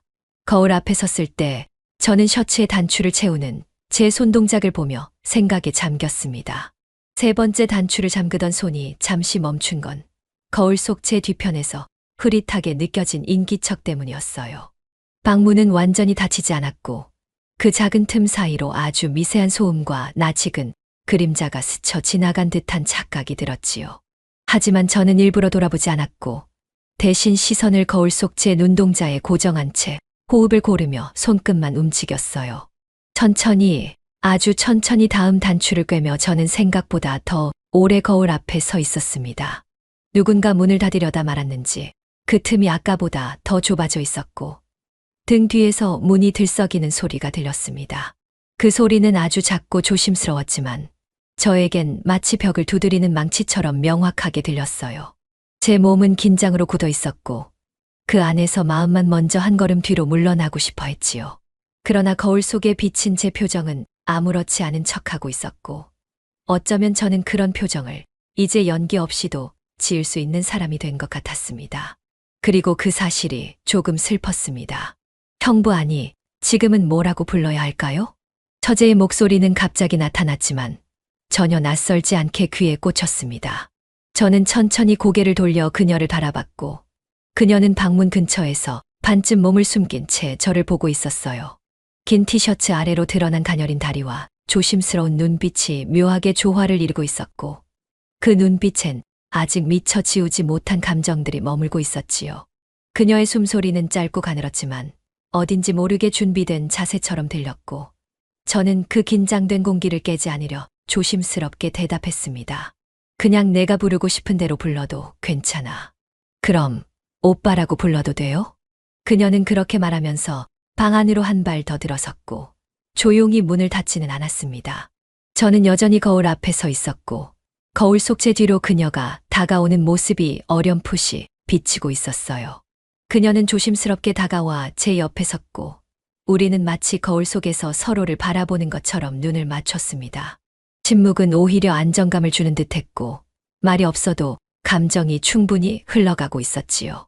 저는 그렇게 거울 너머에 비친 우리의 모습을 천천히 받아들이고 있었습니다. 아까 그 문 일부러 안 닫은 거예요? 모르겠네요. 그냥 그럴 것 같았습니다. 그녀의 대답은 애매했지만 동시에 너무 정확해서 더 이상 묻지 못했습니다. 그 순간 저는 마음속 어디선가 금이 가는 소리를 들었고 그 균열을 수습할 마음에 여유조차 없었어요. 제 손은 단추를 다 잠근 뒤에도 셔츠 앞섭을 만지작거리고 있었고 그녀는 제 손끝을 바라보다가 조용히 입을 열었습니다. 거울 속 모습, 괜찮아요. 지금은 너는 괜찮아? 이렇게 있는 게, 네, 괜찮아요. 지금은 우리는 같은 말을 주고받았지만 그 안의 의미는 분명히 달랐습니다. 그녀는 방금 전보다 한 걸음 더 다가왔고 거울 속 우리의 거리가 좁혀졌어요. 저는 의식적으로 숨을 들이마셨고 그 짧은 호흡 안에 흔들리는 마음을 꾹 눌러 담았지요. 단추를 만지던 손을 내리고 고개를 돌려 그녀를 바라보는 데에는 별다른 망설임이 들지 않았습니다. 이미 닫히지 않은 문은 마음 안에서도 같은 역할을 하고 있었으니까요. 그리고 그 순간 복도에서 발소리가 아주 작게 들려왔습니다. 누군가의 걸음은 가까워졌다가 다시 멀어졌고 문틈 사이로 미세하게 그림자 하나가 스쳐 지나갔어요. 저도 그녀도 아무 말 없이 그 소리를 들었고 우리는 동시에 시선을 거울 너머로 돌렸습니다. 아무 일도 없었다는 듯 그녀는 담담히 서 있었고 저는 그 모습이 낯설게 느껴지지 않았습니다. 이미 우리는 그 이전의 순간에 마음의 문을 조금씩 넘고 있었던 것입니다. 밤이 깊어질수록 침실은 점점 숨막히는 고요로 가득 찼습니다. 아내는 옆에 누워 있었지만 뒤척이는 움직임이 이불 위로 잔잔하게 전해졌고 저는 그 진동이 말보다 더 많은 것을 말해준다고 느꼈어요. 그녀는 한 번, 두 번 잠을 청하려 몸을 뒤집었고 그 틈 사이로 나지막한 한숨이 새어나왔죠. 저는 눈을 감고 있었지만 잠들 수는 없었고 그녀의 몸짓 하나하나를 감각으로 느끼고 있었습니다. 우리 사이에 오고 가는 공기는 조심스럽고 무거웠으며 그 침묵은 말보다 단단히 쌓여가고 있었지요. 아내는 등을 돌린 채 다시 몸을 뒤척였고 베개를 바꿔 뒤집으면서 짧은 숨을 몰아쉬었습니다. 그녀의 숨소리는 억지로 잠을 부르는 것 같았고 저는 숨결이 길어질수록 아내의 마음이 멀어진다는 걸 느꼈어요. 누군가 잠들지 못하고 있다는 걸 알면서도 서로 모른 척 눈을 감고 있는 이 밤은 어떤 고백보다 잔인했지요. 저는 눈꺼풀 아래로 흘러드는 조명을 느끼며 천장을 바라보다가 다시 옆으로 돌아 누웠습니다. 그녀의 뒷모습이 너무 조용해서 더 크게 다가왔습니다. 여보, 안 자요? 응, 자려고 하는데 좀처럼 잠이 안 오네. 그녀는 짧게 대답하며 뒤돌아보지 않았고 저는 괜히 입술을 눌러 물었습니다. 말이 이어질 수도 끊길 수도 있었지만 저는 입을 다물었어요. 그녀는 이불을 턱 밑까지 끌어올리며 말했습니다. 요즘 왜 이렇게 멀어진 것 같지? 멀어진 게 아니라 그냥 각자 피곤한 거겠지. 그 대화는 서로에게 더 이상 기대지 않는 부부의 방식이었고 우리는 대화를 멈추고 각자 침묵 속으로 숨어들었어요. 그녀는 베개 아래 손을 넣은 채 가만히 누워 있었고 저는 그 옆에서 더는 움직이지 않았습니다. 그러나 방 밖 거실에서는 또 다른 숨소리가 깨어나고 있었지요. 장모님이 켜켜이 쌓인 담요를 걷고 조용히 자리에서 일어났습니다. 장모님은 소파 옆 협탁에서 라이터를 꺼냈고 익숙한 손놀림으로 담배 한 개비를 꺼내 무릎 위에 올렸습니다. 그녀는 불을 붙이지 않은 채 가만히 담배만 바라보며 앉아 있었고 발끝은 고정된 듯 움직이지 않았어요. 창문 쪽으로 고개를 돌린 채 눈은 먼 곳을 바라보고 있었고 그 속엔 말하지 못한 감정이 가득 담겨 있었지요. 조용히 켜진 주방등 불빛이 얼굴을 가로질렀고 그녀의 손끝은 여전히 담배를 만지작거리고 있었어요. 그러다 아주 천천히 입가로 가져갔습니다. 자네는 지금 뭘 하고 있는 거냐? 그녀는 그렇게 혼잣말을 했고 그 말이 내게 하는 것인지 자기 자신에게 던지는 질문인지는 모호했습니다. 저는 침실 문 틈 사이로 그 장면을 지켜보고 있었고 눈을 감은 척하면서도 온몸으로 그 숨소리를 듣고 있었지요. 그 순간 장모님이 불을 붙이지도 않은 담배를 다시 내려놓았고 그대로 손바닥으로 얼굴을 감쌌습니다. 울지도 않고 말도 없었지만 그 어깨가 한 번 들썩였던 건 분명했어요. 그 장면이 오래 남았습니다. 그리고 그 시간 복도 반대편 방 앞에서 또 다른 움직임이 멈춰 있었습니다. 처제는 제 방문 앞에 서 있었고 손을 문고리 가까이에 두고 아무 말 없이 숨을 참고 있었어요. 그녀의 발끝은 문에 거의 닿을 듯 멈춰 있었고 저는 방문 너머에서 그 기척을 느끼고 있었습니다. 문을 두드리지 않고도 누군가가 그 앞에 서 있다는 건 이상하게 느껴지는 법이고 그 밤 우리는 모두 서로를 느끼고 있었지만 아무도 먼저 문을 열지 않았습니다. 처제는 그대로 등을 벽에 기대었고 고개를 살짝 들어 천장을 바라보았습니다. 눈을 감은 채 그녀는 조용히 숨을 내쉬며 두 손을 가슴 앞에서 모았고 입술을 떨며 말없이 버티고 있었어요. 손끝이 벽지를 훑은 소리, 천천히 움직이는 발끝 소리 하나하나가 너무 선명하게 들렸습니다. 그리고 그 모든 침묵은 분명히 제 방문 앞까지 도달했지요. 그러나 저는 그 문을 열지 않았습니다. 문득 아내의 손이 서랍 손잡이에 닿는 순간 저는 아무 말도 할 수 없었습니다. 그녀는 평소와 다름없이 침대 옆 서랍을 열었고 안에서 휴대폰 하나가 툭 떨어졌어요. 그 폰은 그녀 것이 아니었고 사용감이 거의 없는 낯선 기종이었죠. 그 옆에 겹쳐 있던 여성 속옷 한 벌은 더 이상 우연이라 말할 수 없는 형태로 접혀 있었고 아내는 무언가를 느낀 듯 멈춰선 채 그 자리에 굳어 있었습니다. 저는 그 장면을 숨을 죽인 채 지켜보고만 있었습니다. 이거 뭐야? 이게 누구 거야? 그녀의 목소리는 갈라졌고 떨림이 분노보다 먼저 들렸습니다. 저는 입을 열지 못한 채 숨만 고르고 있었고 순간 방 안의 공기가 정지된 것처럼 무거워졌어요. 장모님은 거실에서 상황을 눈치챘는지 조심스럽게 다가왔고 문턱 앞에 멈춰 섰죠. 그리고 아무 말 없이 시선을 피한 채 고개를 떨구었습니다. 어머니 이거 아세요? 그 짧은 정적이 더 큰 고백이 되어 방 안을 가득 채웠습니다. 처제도 방문 옆에 조용히 서 있었고 그녀 역시 말없이 눈을 내리깔았어요. 세 사람 중 누구 하나도 눈을 마주치려 하지 않았고 그 침묵 속에서 아내는 점점 무너지고 있었어요. 속옷을 든 손이 떨리고 있었고 휴대폰은 그녀의 손등 위에서 서서히 미끄러졌습니다. 그 순간 저는 처음으로 그녀가 이렇게 작게 보이는 걸 느꼈습니다. 대답해. 대체 이게 뭐냐고. 미안해. 미안하다고. 지금 그 말이 나와. 그녀는 책상 위에 있던 컵을 들어 벽 쪽으로 던졌고 유리 깨지는 소리가 터졌습니다. 그 소리보다 더 아프게 들린 건 그녀의 숨소리였고 저는 더는 숨지 못할 곳에 서 있었어요. 장모님은 움직이지 않았고 처제도 말없이 그 자리를 지키고 있었지요. 아내는 두 손으로 머리를 감싸며 고개를 숙였고 다시 고개를 들었을 땐 눈물이 고여 있었습니다. 그러나 그 눈물은 사정도 기대도 아닌 결심이었습니다. 이혼할게. 오늘로 끝이야. 잠깐만, 진짜 그럴 필요까지는 없잖아. 이게 진짜 실수라고 생각해. 너 지금 우리 가정을 뭐라고 생각하는 거야? 그녀의 눈빛은 흔들리지 않았고 저는 처음으로 그녀 앞에서 무력해졌습니다. 그동안 제가 침묵으로 만든 파편들이 이제서야 그녀를 찌르고 있었고 그 고통은 제 몫이 아니란 듯 너무 또렷했어요. 그녀는 한 발 뒤로 물러섰고 문가에 선 장모님과 처제를 잠시 바라봤습니다. 그리고 마지막 말도 없이 조용히 방을 나갔습니다. 그 문소리는 닫히는 소리가 아니라 끊어내는 소리처럼 들렸습니다. 짐을 다 싸고 난 뒤 방에 홀로 앉아 있자니 마음 한구석이 허전하게 비어 있었습니다. 서랍도 닫았고 여행 가방에 지퍼도 올렸지만 정작 그 안에 담지 못한 무언가가 가슴 깊은 곳을 자꾸 찌르고 있었어요.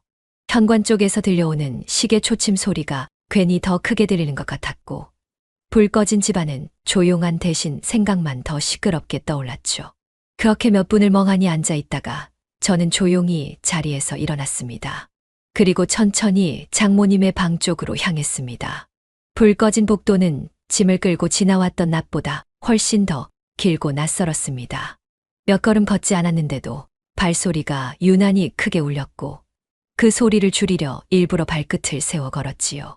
장모님 방 앞에 서자 저는 문 앞에서 한참을 움직이지 못했습니다.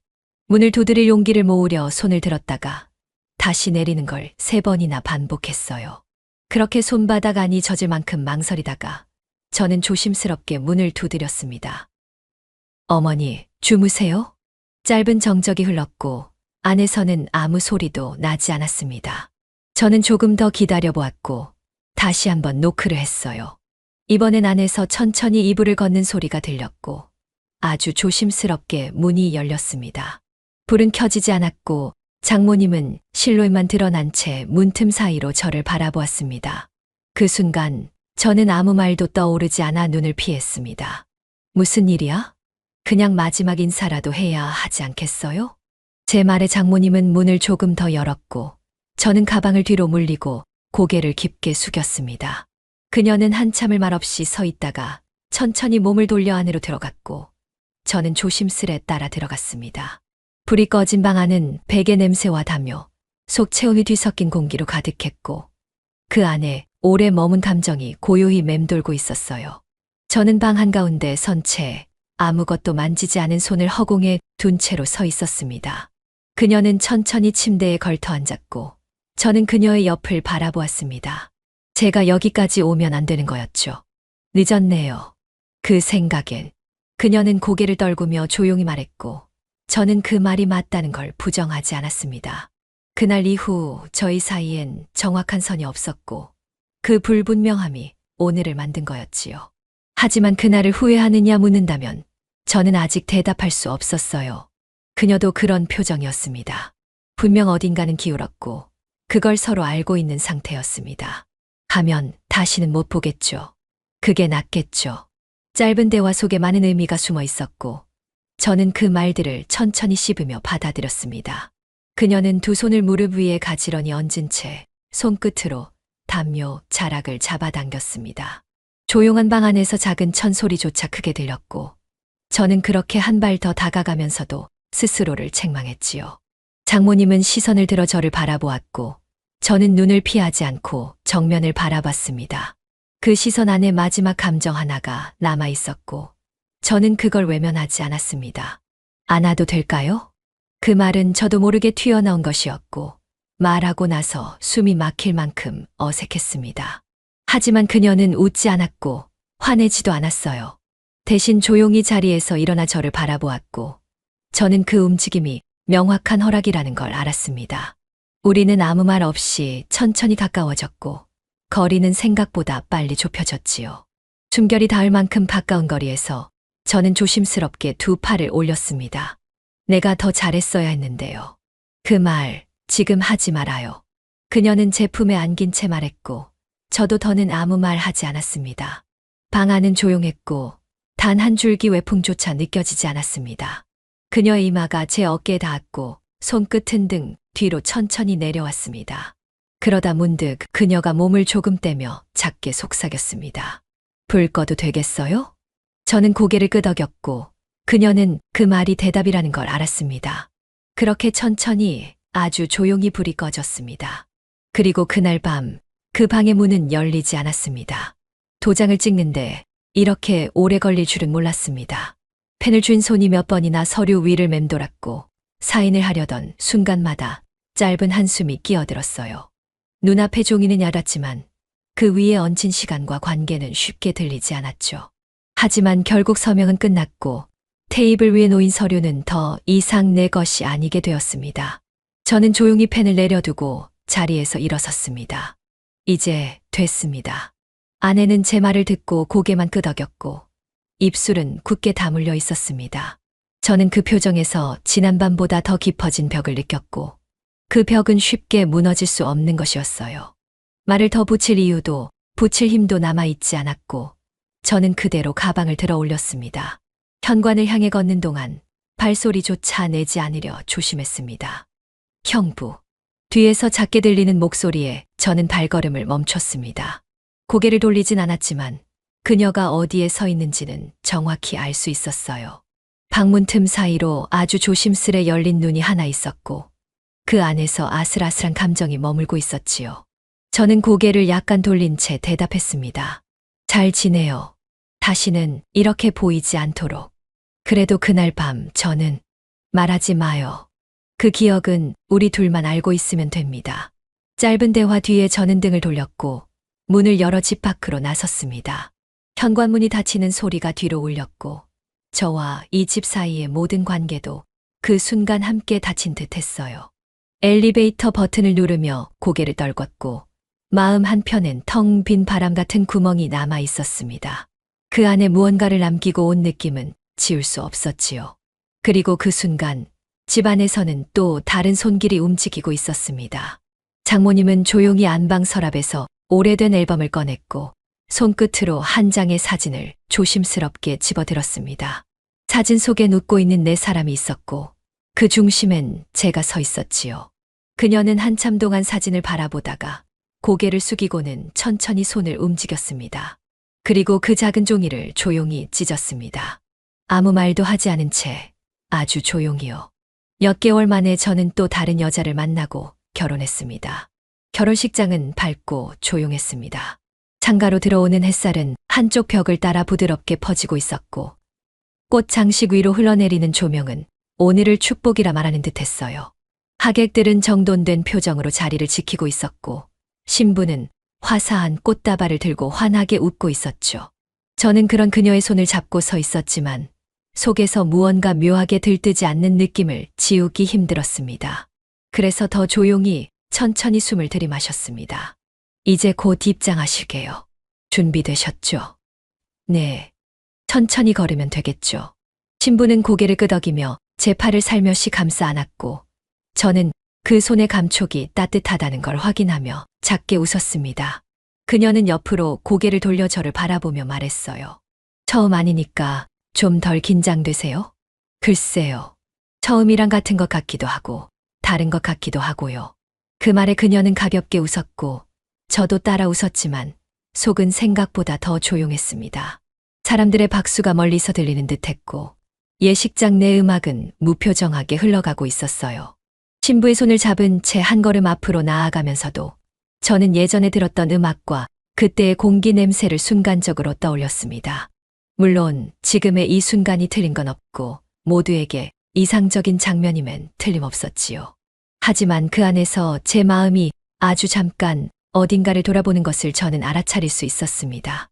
식이 끝난 뒤 우리는 정원으로 나와 간단한 인사를 나누고 있었습니다. 햇살은 여전히 부드러웠고 신부는 지인들과 웃으며 이야기를 나누고 있었어요. 그 모습을 바라보는 동안 저는 문득 저 멀리 정원 한편을 스치듯 바라봤습니다. 낯선 사람이었지만 그 실루엣은 익숙하게 느껴졌고 저는 그 착각을 애써 지웠지요. 이제는 정말 새로운 시작이란 걸 저 스스로에게 계속 확인시켜야만 했습니다. 생각보다 조용한 결혼식이었죠. 응, 그게 좋았어. 시끄러운 건 이제 좀 지쳤거든. 그래도 조용한 건 외로움이랑 가까울 수도 있어요. 신부의 말은 담백했지만 묘하게 제 감정을 건드렸고 저는 고개를 돌려 그녀를 바라봤습니다. 그녀는 웃고 있었고 저는 그 미소에서 위안을 얻으며 다시 손을 맞잡았습니다. 오늘의 이 결혼은 완벽해 보였고 흠잡을 곳 없는 안정이었지만 제 안 어딘가에는 아직 아주 작고 조용한 공기가 흐르고 있었지요. 그 공기를 들키지 않기 위해 저는 더 환하게 웃었습니다. 신혼집에 들어온 첫날, 저는 거실 벽에 걸린 시계를 보고 한참 동안 시선을 떼지 못했습니다. 구조가 익숙하다는 느낌이 머리보다 먼저 가슴에 와닿았고, 소파의 위치와 주방 창문의 방향까지 전 집과 이상하게 닮아 있었어요. 물론 벽지의 색도 가구의 배치도 다르지만, 걸음걸이의 리듬이나 시야에 들어오는 각도는 너무나도 비슷했죠. 발걸음을 멈추고 고개를 들면 마치 시간이 되감긴 듯한 착각이 밀려들었고 저는 그 느낌을 애써 삼키며 물컵을 들었습니다. 하지만 그 순간 주방에서 들려온 한 음성이 저를 현실로 다시 끌어당겼습니다. 사위는 아침엔 꼭 따뜻한 물로 시작해야 해요. 속이 약한 남자들은 그래야 한다니까. 새로운 장모님은 처음부터 거리감이 없었고 저를 딱딱한 존댓말보다는 가족 안으로 바로 끌어당기려는 태도를 보였습니다. 저는 억지로라도 미소를 머금은 채 고개를 끄덕였고 그녀의 말에 맞장구를 쳤어요. 네, 어머니. 따뜻한 물 좋은 습관이네요. 그럼요. 우리 딸도 물 안 마시면 하루 종일 속이 쓰리다 그러거든요. 그녀는 찻잔을 닦으며 웃었고 저는 그 웃음에서 이상하리만치 익숙한 뉘앙스를 느꼈습니다. 사람은 익숙한 패턴 앞에서 무너지는 법이고 저도 그 예외가 아니었지요. 아내는 이미 출근했고 집안엔 저와 장모 그리고 또 다른 방에 누군가 남아 있었습니다. 문득 방 쪽에서 발소리가 들렸고 저는 컵을 내려놓은 채 천천히 고개를 돌렸어요. 그곳엔 흰 티셔츠에 헝클어진 머리의 여자가 서 있었고 그녀는 조용히 제 눈을 바라봤습니다. 그 순간 아무 말도 없었지만 눈빛 하나로 많은 이야기가 오간 듯한 느낌이 들었지요. 그녀는 천천히 고개를 숙였고 저는 그 시선을 외면하지 않았습니다. 방이 좁죠. 조만간 제 방 정리되면 그쪽으로 옮기려고요. 지금도 괜찮아요. 저는 조용한 거 좋아하니까요. 처제는 짧게 웃으며 거실을 지나 주방으로 걸어갔고 저는 그녀의 걸음이 지나치게 익숙하다는 사실에 다시 한번 긴장이 스쳤습니다. 장모님은 처제의 뒤통수를 바라보다가 고개를 돌려 제게 물었어요. 근데 그쪽 집은 장모랑도 같이 사셨다면서요? 네, 그랬죠. 비슷한 구조였어요. 신기하게도요. 그런 인연도 쉽진 않은데 이번엔 편하게 잘 지내봐요, 사위. 그녀는 그렇게 말하며 저를 향해 잔을 건넸고 저는 그 안에 담긴 액체보다 더 묵직한 의미를 느꼈습니다. 그 순간 처제가 주방 옆 식탁에 앉으며 제 쪽을 다시 한번 바라봤고 저는 시선을 돌리다 말고 그녀와 눈이 마주쳤습니다. 말은 없었지만 그 눈빛 속엔 어제의 말과 오늘의 기류가 동시에 흐르고 있었습니다. 낯선 집이 익숙해진다는 건 결국 그 안에 있던 사람까지 닮아간다는 뜻일지도 모릅니다. 저는 그제야 다시 물을 마시고 아주 조용히 숨을 고르기 시작했습니다. 아내가 집을 비운 날의 아침은 묘하게 조용했습니다. 거실에는 따뜻한 햇살이 한쪽 벽을 타고 내려와 있었고 저는 식탁에 앉아 마시다 식은 커피 잔을 손에 쥔 채 멍하니 시계를 바라보고 있었어요. 주방에서는 장모님이 아침 설거지를 마치고 물기를 털어내는 소리가 들렸고 그 간격마다 느릿한 대화가 하나둘 쌓여갔죠.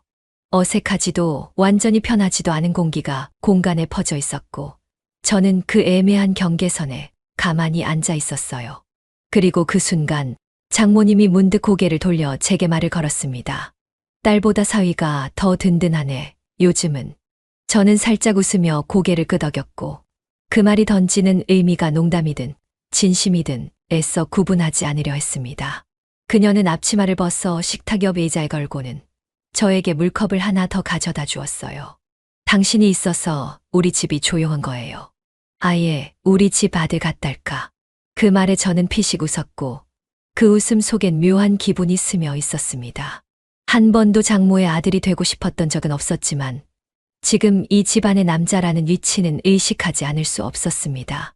방문이 열리는 소리에 시선이 움직였고 처제가 머리를 묶으며 거실로 나왔습니다. 그녀는 여전히 잠이 덜 깬 얼굴이었지만 제 눈을 보자마자 익숙하게 입꼬리를 올렸고 저는 피하지 않고 미소를 건넸어요.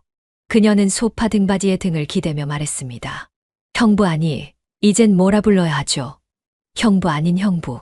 그 질문에 장모님이 먼저 웃었고 저는 고개를 돌려 처제를 바라봤습니다. 그냥 편한 대로 부르면 되겠어요. 나는 괜찮습니다. 그래도 부르기 애매하긴 하네요. 그쵸? 맞아요. 듣는 사람도 헷갈리겠죠. 그래도 익숙하잖아요. 그 말에 그녀는 눈을 가늘게 떴고 저는 그 안에 스치듯 떠오른 표정을 외면하지 않았습니다. 사람은 감정을 숨길 줄 알게 되면 눈빛이 가장 먼저 배신을 한다는 말을 떠올렸고 저는 그 눈빛이 어딘가 이전과 닮아 있다는 걸 느꼈습니다. 장모님은 커피를 마시며 두 사람의 대화를 듣고 있었고 말없이 미소 지은 채 다시 설거지 싱크대로 돌아갔어요. 저는 손에 쥐고 있던 컵을 내려놓으며 조용히 숨을 내쉬었습니다. 그 순간 마주본 그녀의 미소는 이전과 조금도 다르지 않았습니다. 와인 오프너를 찾기 위해 싱크대 아래 서랍을 뒤적이다 저는 무심코 손이 멈춘 걸 느꼈습니다. 그 순간 바로 옆에서 누군가 다가오는 기척이 느껴졌고 시선을 돌리기도 전에 장모님의 손이 제 팔에 살며시 닿았어요. 그 접촉은 무겁지 않았지만 너무 가볍지도 않았고 제가 반응을 하기 전에 그녀의 손끝은 이미 팔뚝을 따라 조심스럽게 미끄러졌지요. 저는 아무렇지 않은 듯 행동했지만 안쪽으로 움켜쥔 손에 힘이 들어가고 있다는 걸 스스로 알고 있었어요. 그녀는 물컵을 챙기는 척하며 말없이 제 옆을 스쳐 지나갔습니다. 와인 좋아하세요? 네, 가끔요. 생각 정리할 때 한 잔씩 마셔요. 그런 거 너무 자주 마시면 안 돼요. 생각이 더 많아지거든요.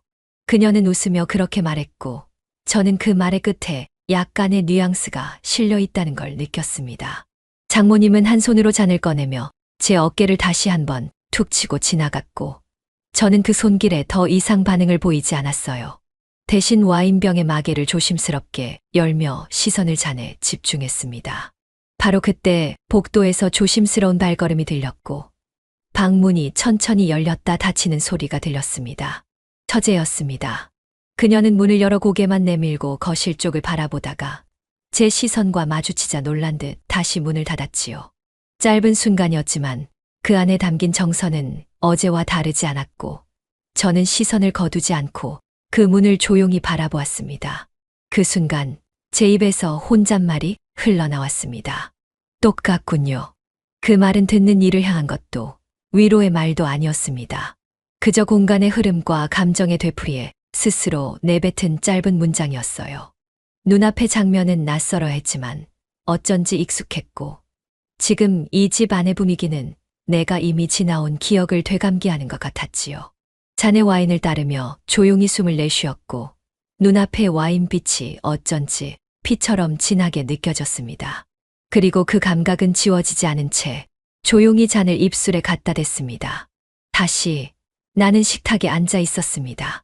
눈앞에 놓인 접시는 정갈했고 커피잔엔 따뜻한 김이 올라오고 있었으며 창밖 햇살은 아무 일도 없었다는 듯 평화롭게 스며들고 있었어요. 주방에서 바삐 움직이는 장모님의 발소리는 이 집이 살아있다는 걸 증명하듯 리듬감 있게 울렸고 그 소리에 맞춰 나는 괜히 젓가락을 들었다 놨다 하며 시간을 보냈죠.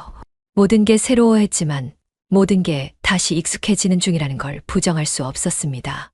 그 익숙함은 편안함이라기보다 어딘지 모르게 내가 돌아온 장소 같았습니다. 사위, 이거 좀 먹어봐요. 아침엔 단백질이 중요하다니까. 장모님은 웃으며 제 앞에 접시를 내려놓았고 그 말투는 어쩐지 며칠 전에도 들은 듯한 문장이었어요. 나는 억지로라도 미소를 머금으며 고개를 끄덕였고 그녀의 눈빛이 내 반응에 더 밝아졌다는 걸 느꼈습니다. 네, 어머니. 잘 먹겠습니다.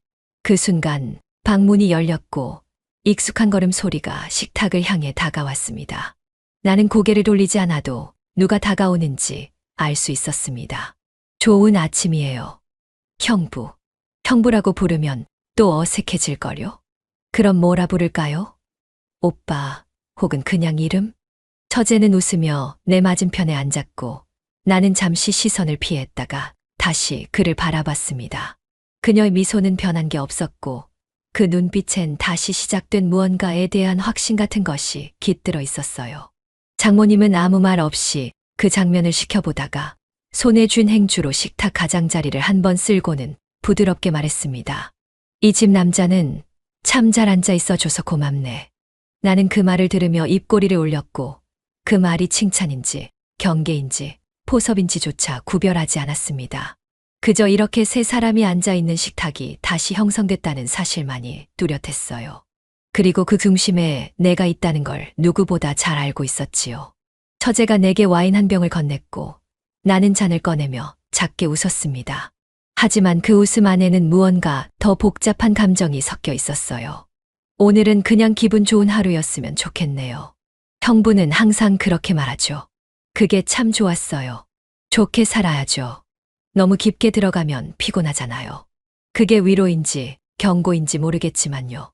우리는 웃었고 그 웃음엔 더 이상 어색함이 없었습니다. 장모는 자리에서 일어나 창문을 여는 척했고 처제는 그 옆에서 잔을 가볍게 흔들었어요. 나는 다시 식탁 중앙으로 시선을 옮겼고 묘하게 이 구도가 익숙하게 느껴졌습니다. 장모, 처제, 그리고 내 앞에 자리까지 정확히 그때와 같았습니다. 그제야 나는 혼잣말처럼 중얼거렸습니다. 그는 가족을 원하지 않았다. 단지 여자들이 있는 집을 원했을 뿐이다. 그 말은 누구에게도 들리지 않았고 오직 나만이 이해할 수 있는 고백처럼 조용히 흘러나왔습니다. 나는 스스로를 책망하지 않았고 동시에 완전히 용서하지도 않았습니다. 이게 잘못된 선택이라 해도 지금 나는 이 자리에서 벗어날 생각은 없었습니다. 그렇게 나는 다시 이 집의 가장자리에 자리를 잡았습니다. 여전히 이 집엔 여자 셋, 그리고 나 하나였습니다.